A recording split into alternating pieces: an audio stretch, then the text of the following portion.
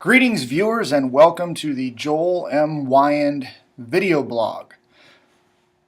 This topic is 7 observations in recruiting the student athlete today. So athletics is such a significant part of the lifestyle and culture of so many young men and women today, particularly in our smaller rural communities. It's a component of their social life. So it should be of no surprise that many students in high school consider continuing their athletic experience into college. See, I think it may very well be a comfort thing. It's what they know. And depending upon the school, and obviously the individual, the athletic accomplishments of many suggest that college athletics is a real possibility for young Johnny. See, many colleges have taken advantage of this culture over the last 15 to 20 years, increasing the number of athletic programs on college campuses and offering junior varsity and even freshman programs.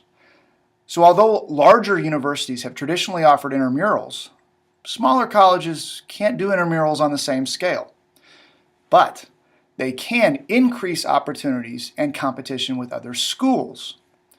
Athletic programs was a way to increase enrollment, something desperately needed by many, both then and frankly now. It makes financial sense for many and has proven to be quite successful. So, how has this changed the way admissions offices recruit and interact with prospective students?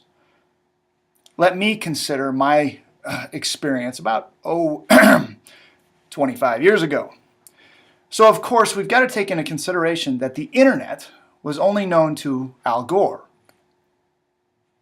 That's a joke, folks. Moving on. Anyway, email wasn't available, cell phones didn't exist in mainstream population, and it was much more difficult to share video. But, I didn't despair. The Pony Express still went out of Wahoo, Nebraska, delivering VHS tapes to my potential college suitors. Anyway, connecting colleges with high school students was different. I stopped short of saying that it was more challenging. I'm actually not sure it's any easier today, just because we have cell phones, email, social media, and more. So let's stick with it's just different. So here are 7 ways I think it is different. Number 1, more young men and women believe they can play college ball. See, more colleges offering more opportunities equal more options for high school graduates.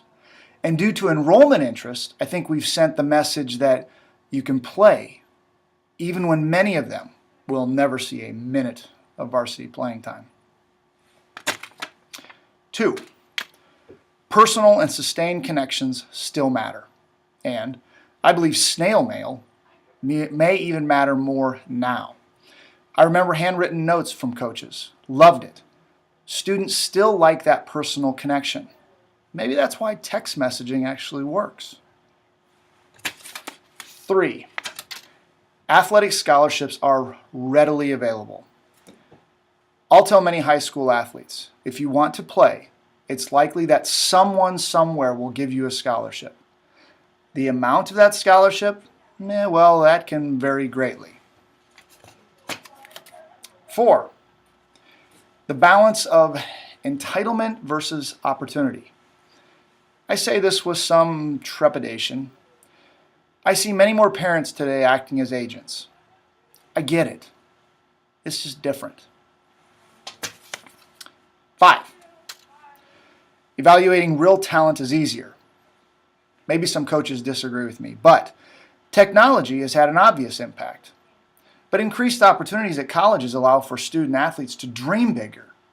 They're less isolated in smaller towns. They can look beyond their state's geographic boundaries much easier. 6, smaller colleges and universities have a new value. Again, more opportunities for more students. Many young men and women see value in small college as a place to continue playing something they love. Beyond that, however, they would choose a larger university. Maybe. So it comes down to the decision for a student of playing or not. I'll choose XYZ college if I want to keep playing, or I'll go to ABC University maybe if I choose to give it up. 7. Admissions offices are greater extensions of athletic recruiting. I think there's always been a bit of a partnership, but I think it's even more of a partnership today because we're trying to meet some common goals. I remember when coaches would forbid admissions offices from contacting certain recruits. Today, coaches seek and often need the support of admissions to maintain the connection with a larger number of potential recruits. I'm sure this isn't always the case, but I've seen it evolve at my institution. The bottom line is that things have changed. It's a buyer's market for student athletes right now, specifically at smaller NAIA and Division III colleges and universities.